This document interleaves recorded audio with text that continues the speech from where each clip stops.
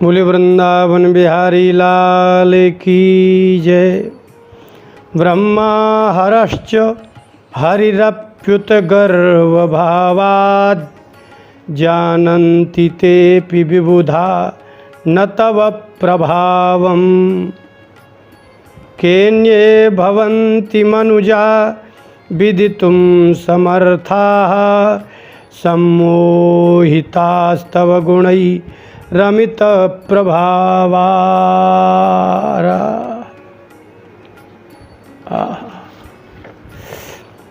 आपने कभी विचार किया है कि इतना व्यक्ति पाप भी करता है तो किस कारण से, और यदि कोई पुण्य भी करता है तो किस कारण से?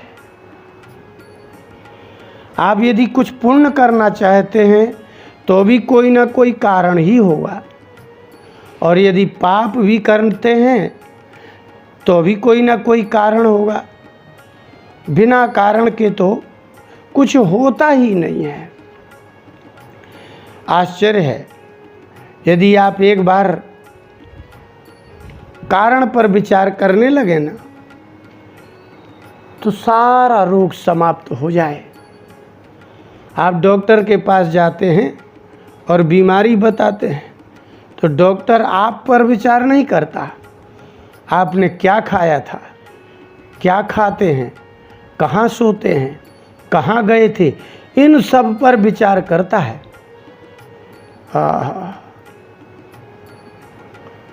भगवान नारायण ने, ब्रह्मा जी ने, सभी देवताओं ने भगवती की श्रीमद् देवी भागवत में अनेक बार अनेक प्रकार की स्तुति की है। व्यास जी ने जन्मेजय जी को सुनाते हुए कहा, श्रीमद् देवी भागवत के 6वें स्कंध के प्रथम अध्याय के 25वें श्लोक में इस संसार की प्रत्येक पुण्य और पाप का कारण बताते हुए कहा, देहम धनम गृहमिदं स्वजना मदीयं पुत्राः कलत्रमिति मोहमुपेत्य सर्वः पुण्यं करोत्यथ च पापचयं करोति माया गुणैरतिबलैर्विकलीकृतो यत्। व्यास जी ने कहा, हे राजन, हे जन्मेजय, आदमी के पाप और पुण्य करने का कारण इतने ही हैं। आदमी पाप करता है किसके लिए? बोले देहम, देह के लिए, और धनम, ये देह मेरा है, धन मेरा है, इदम गृहम, ये घर मेरा है, स्वजनाः, ये मेरे परिवार के लोग हैं। बस मदीयम धनम मदीयम देहम मदीयम गृहम, ये मेरा घर है तो घर के लिए कुछ करेगा, ये मेरा धन है तो धन की रक्षण के लिए, धन के कमाने के लिए करेगा, ये मेरा शरीर है तो शरीर को सुखी करने के लिए गर्मियों में ठंडी के लिए प्रवेश करेगा, प्रयास करेगा, और अगर ठंडी के दिन होंगे तो गर्मी के लिए प्रयास करेगा। और पुत्राः कलत्रम, स्त्री होगी तो कहेगी कि ये मेरा पति है, ये मेरा घर है, ये मेरा देह है, ये मेरा धन है।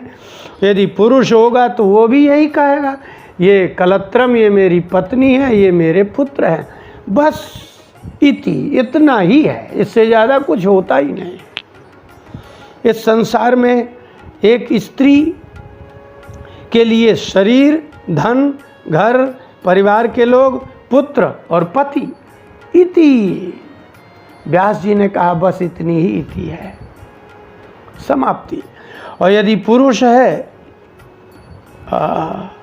तो पुरुष को लगेगा ये मेरा शरीर है तो अपने शरीर के लिए करेगा, धन के लिए करेगा, घर के लिए करेगा, स्वजनों अपने परिवार बंधु बांधवों के लिए, रिश्तेदारों को करेगा, और जो पुत्र हैं उनके लिए करेगा, और पत्नी है इनके लिए। इन्हीं के लिए पुण्यम करोत्यथ च पाप चयम करोति। बस इतना ही साधन है पुण्य करने के लिए और पाप करने के, ये दो इतने ही कारण हैं। स्वर्ग मिलेगा, पुण्य करने से स्वर्ग प्राप्त होता है। जो संसार में सुख नहीं मिला वो स्वर्ग में मिलेगा, ये सोच करके देह से तपस्या करते हैं, परोपकार करते हैं, दान करते हैं। अपने घर की सुरक्षा करने के लिए जितने प्रयास हो सकते हैं करते हैं। तो पुण्यम करोति, पुण्य करते हैं, चाहे स्त्री हो चाहे पुरुष हो, अथवा पाप चयम, चय माने पहाड़।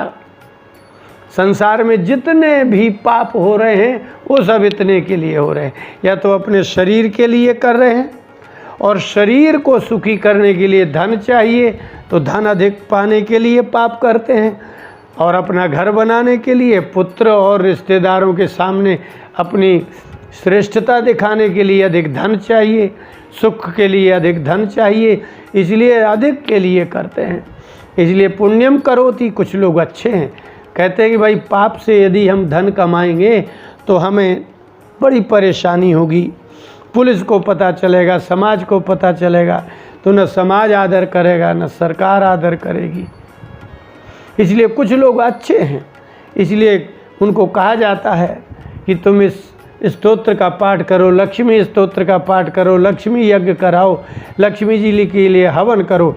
तो जो सात्विक प्रधान व्यक्ति होते हैं, सात्विक गुणी होते हैं, वो लोग पुण्य करते हैं, पुण्य से धन एकत्रित करते हैं, पुण्य से शरीर की सुरक्षा करते हैं, पुण्य से अपने परिवार की कुशलता चाहते हैं, और पुण्य से ही पत्नी और रिश्तेदार, पति इत्यादि की कुशलता चाहते हैं। ये अच्छे लोग कहलाते हैं। क्योंकि पाप से बहुत दिनों तक धन, पुत्र, पत्नी, परिवार की रक्षा नहीं हो सकती। आप जब पाप करेंगे तो आप तो चले जाएंगे जेल, और घर के लोग दुखी भी हो जाएंगे, और जो पाप की कमाई थी वो भी चली जाएगी। इसलिए कुछ अच्छे लोग होते हैं, इसलिए वो लोग पुण्यम करोति। वह व्यक्ति कहता है कि जब पुण्य करने से ही परिवार सुखी हो जाता है, रिश्तेदार सुखी हो जाते हैं, समाज में आदर प्राप्त होता है, पुण्य करने से ही धन प्राप्त होता है, तो हम पाप करके दूसरा दुख क्यों लें। लेकिन कुछ लोग बड़े तामसी होते हैं, तमोगुणी होते हैं, रजोगुणी होते हैं, तो वो कहते हैं कि भाई पुण्य करेंगे तो जाने कम मिलेगा, क्या पता भगवान देंगे कि नहीं देंगे, और ये पंडित पुजारी पता नहीं क्या करेंगे क्या नहीं करेंगे। उनको धीरज नहीं है, जिनको धैर्य नहीं है वो लोग क्या करते हैं, बोले पाप चयम करोति, पाप और एकत्रित कर लेते हैं, और उस पाप के कारण इतने अधिक दुखी हो जाते हैं। तो ये क्या है, बोले माया गुणैहि अति बलैहि विकलीकृता। जिस मनुष्य को माया के गुण अधिक लग जाते हैं वो अधिक पाप करता है, उसकी प्रवृत्ति पाप की ओर जाती है।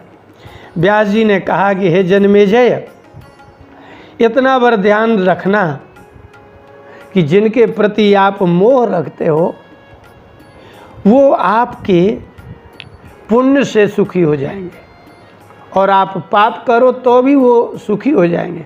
आप पाप से एकत्रित करिए धन तो आपके घर के लोग खाएंगे, लेकिन आपको अकेले ही दुख भोगना होगा। लेकिन यदि पुण्य से आपने धन एकत्रित किया है, संयम से, नियम से अपने शरीर की सुरक्षा की है, परिवार की सुरक्षा की है, तो आपको समाज में आदर भी प्राप्त होगा, धन कम होगा तो भी सम्मान प्राप्त होगा। तो पुण्य कहते ही उसे हैं जिसमें धन कम हो तो भी सम्मान प्राप्त हो, बल कम हो तो भी सम्मान प्राप्त हो, और इतना ही नहीं, आपके शिक्षा भी कम होगी तो भी सम्मान प्राप्त होगा। इसलिए सत्य से, ईमानदारी से, पुण्य से, परोपकार से, सहयोग से आपको जितना सम्मान प्राप्त होगा आदर में, जितना मन में संतोष होगा, जितना सुख होगा, जितना परिवार सुरक्षित रहेगा उतना पाप करने से नहीं होगा। पापी आदमी का धन बहुत दिनों तक नहीं रहता। माया गुण ही अति बल ही विकली करता है। आपने माया को देखा है, आपको स्त्री अधिक चाहिए, धन अधिक चाहिए, स्त्री को पुरुष सुख अधिक चाहिए, धन अधिक चाहिए, तो बस फिर क्या है, पाप की ओर जाएंगे। इसलिए जिसको अधिक चाहिए वो पाप ही करेगा। जिसको जो अधिक चाहिए वह पाप ही करेगा। लेकिन पाप करने वाला न स्वयं सुखी रहता है, न उसके परिवार के सुखी रहते हैं, न समाज उससे सुखी रहता है, न ही वो स्वयं सुखी रहता है। इसलिए यदि पुण्य से ही शरीर सुरक्षित है, सम्मान सुरक्षित है, धन प्राप्त होता है, तो माया के गुणों का प्रभाव भी कम होता है।